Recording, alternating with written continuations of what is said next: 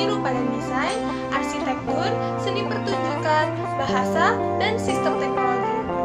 Yuk, kita lanjut ke materi.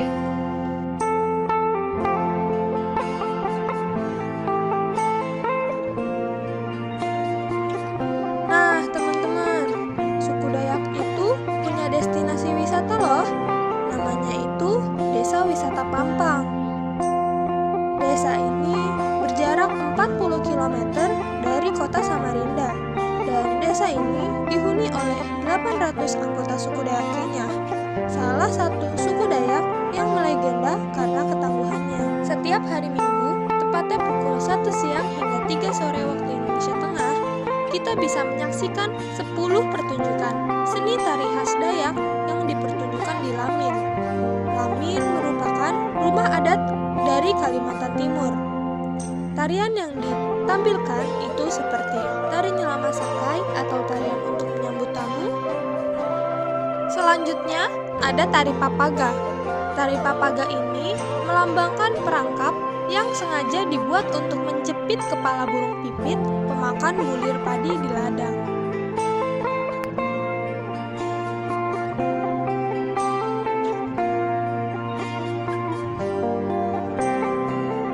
Dan tarian lain yang bercerita tentang kebiasaan adat istiadat masyarakat suku Dayak Kenya ini.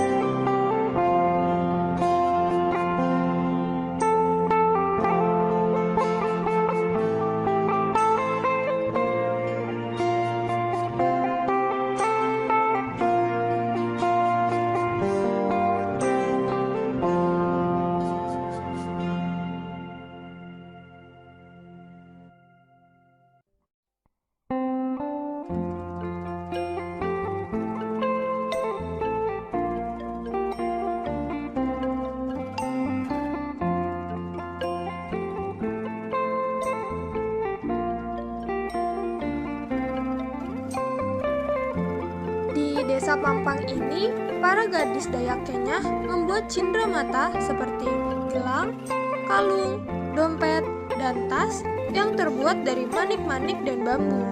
Ini menjadi primadona bagi para wisatawan yang datang ke Desa Wisata Pampang.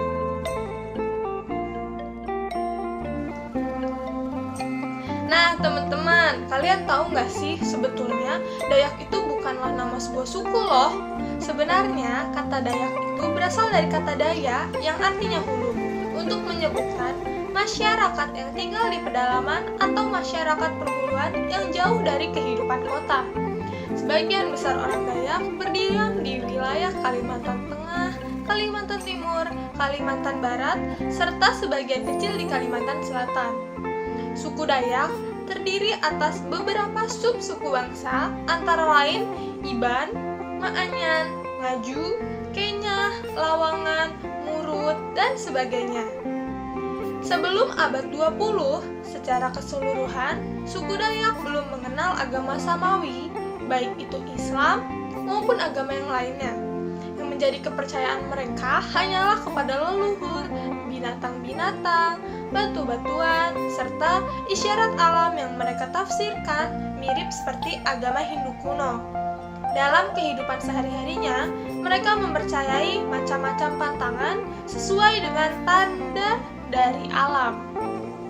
Selanjutnya, kita akan membahas sistem kepercayaan suku Dayak.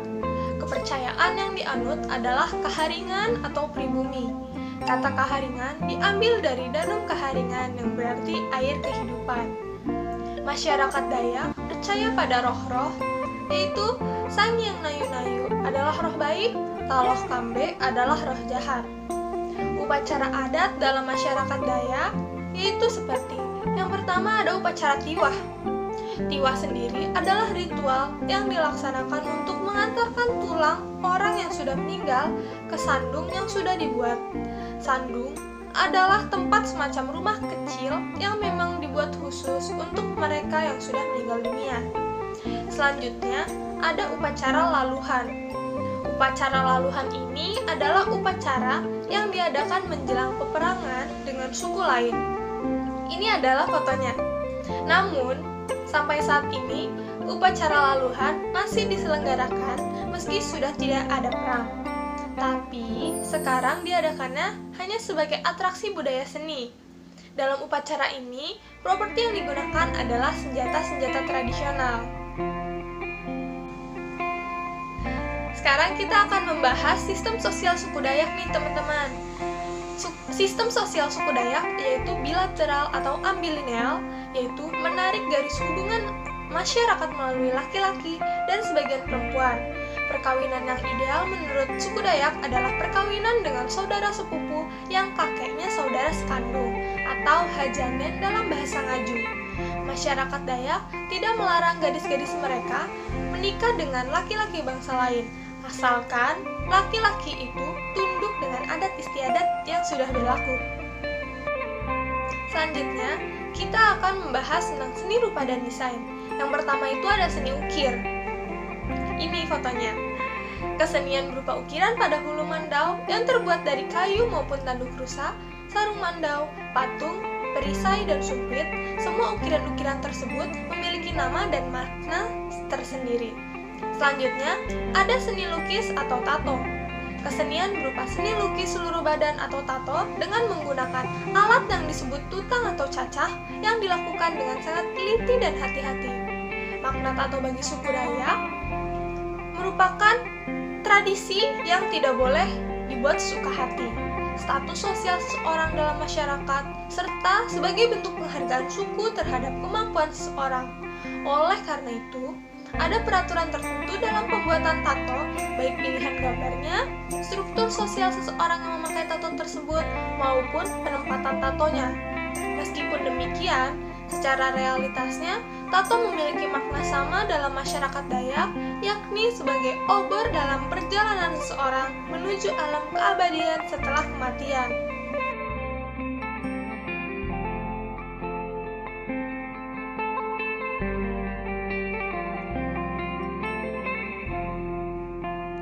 Ini merupakan video masyarakat Dayak pada saat membuat tato.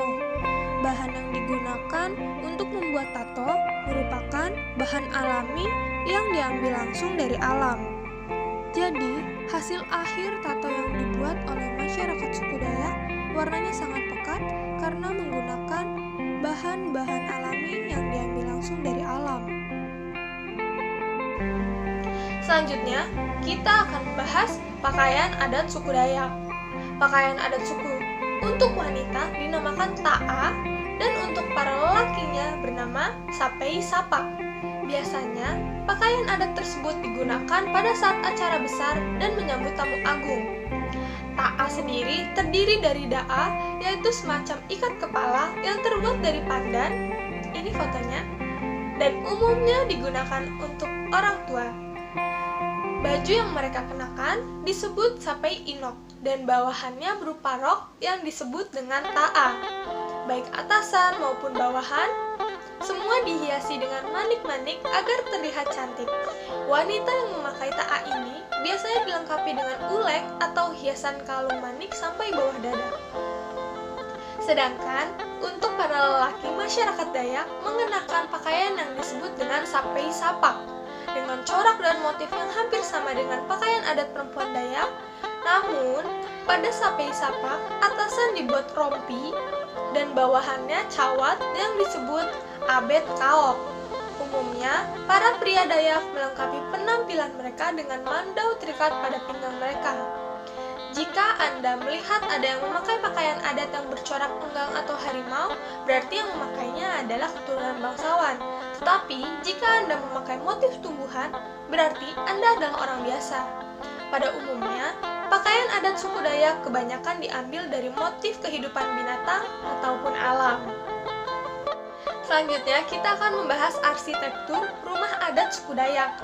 Rumah betang atau rumah panjang itu merupakan nama dari rumah adat suku Dayak. rumah adat khas Kalimantan yang terdapat di berbagai penjuru Kalimantan, terutama di daerah hulu sungai yang biasanya menjadi pusat pemukiman suku Dayak. Bentuk dan besar rumah betang ini bervariasi di berbagai tempat. Ada rumah betang yang mencapai panjang 150 meter dan lebar hingga 30 meter.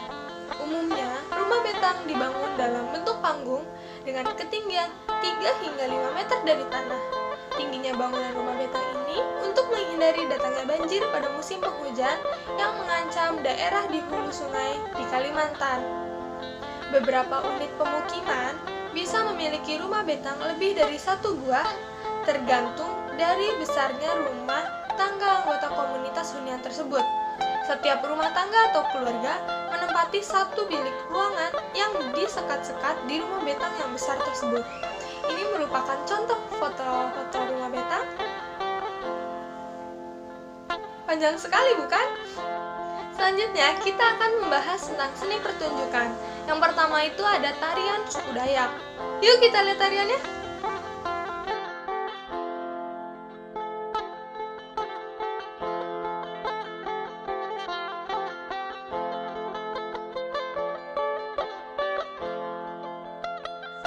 Di dalam video ini, terdapat masyarakat suku Dayak yang sedang melakukan tarian hudok.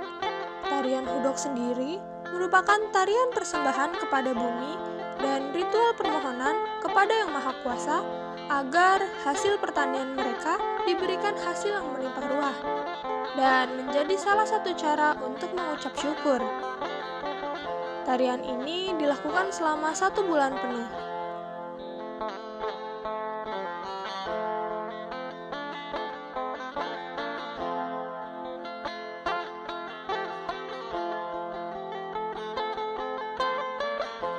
Pada malam terakhir, suasana festival tarian hudok semakin ramai dengan banyaknya hudok yang menari dan masyarakat yang ikut mengiringi.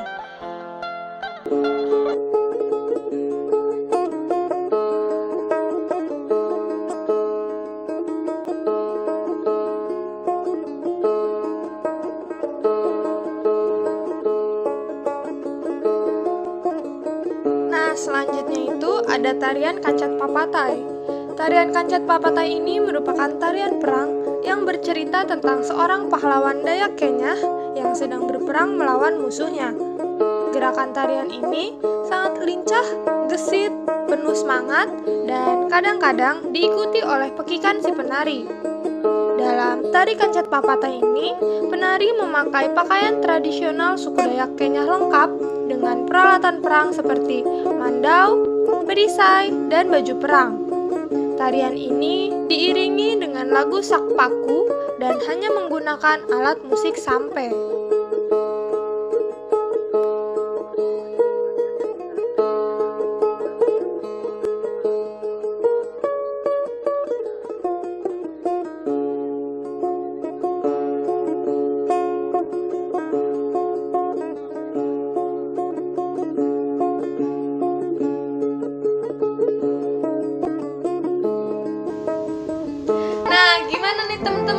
Unik kan tari-tarian suku Dayak? Sekarang kita akan membahas alat musiknya nih. Yang pertama ada garantung atau gong. Garantung ini merupakan salah satu alat musik yang digunakan masyarakat suku Dayak. Garantung ini diklasifikasikan sebagai salah satu alat musik dalam kelompok idiopon yang terbuat dari besi, kuningan, atau perunggu. Selanjutnya ada suling balaung. Suling balaung ini adalah alat musik tiup yang terbuat dari bambu berukuran kecil dengan 5 lubang di bagian bawah dan 1 lubang di bagian atas. Suling balaung ini biasa digunakan oleh perempuan. Sekarang kita mau masuk ke bagian bahasa suku Dayak.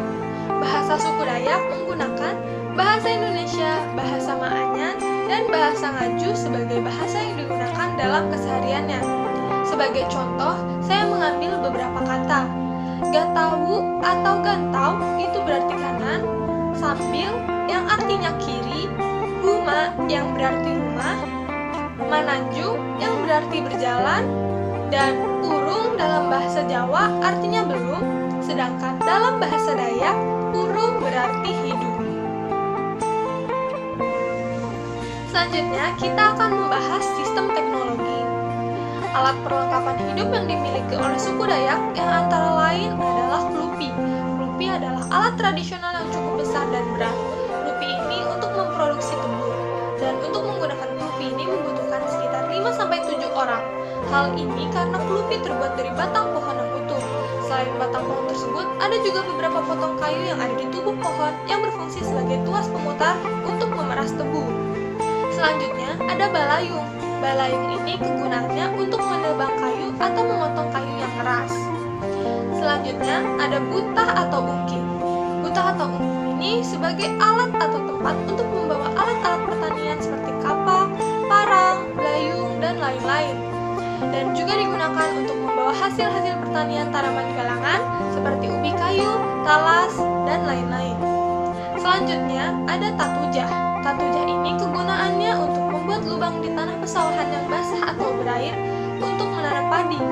Di tanah ladang atau sawah pematang digunakan asa seperti alu yang ujung bawahnya diruncingkan. Nah, teman-teman, barusan kita habis membahas daerah wisata suku Dayak dan unsur budayanya nih. Bagaimana? Menarik bukan? Nah, kesimpulan dari bahasan kita kali ini mengenai suku Dayak yaitu Dayak bukanlah nama sebuah suku. Sebenarnya kata Dayak berasal dari kata Daya yang artinya hulu untuk menyebutkan masyarakat yang tinggal di pedalaman. Budaya suku Dayak harus tetap dilestarikan keberadaannya agar generasi selanjutnya bisa tetap melihat budaya-budaya suku Dayak yang memiliki ciri khas tersendiri. Sekian video virtual guiding dengan tema wisata budaya suku Dayak. Untuk kurang lebihnya mohon maaf. Wassalamualaikum warahmatullahi wabarakatuh. Terima kasih.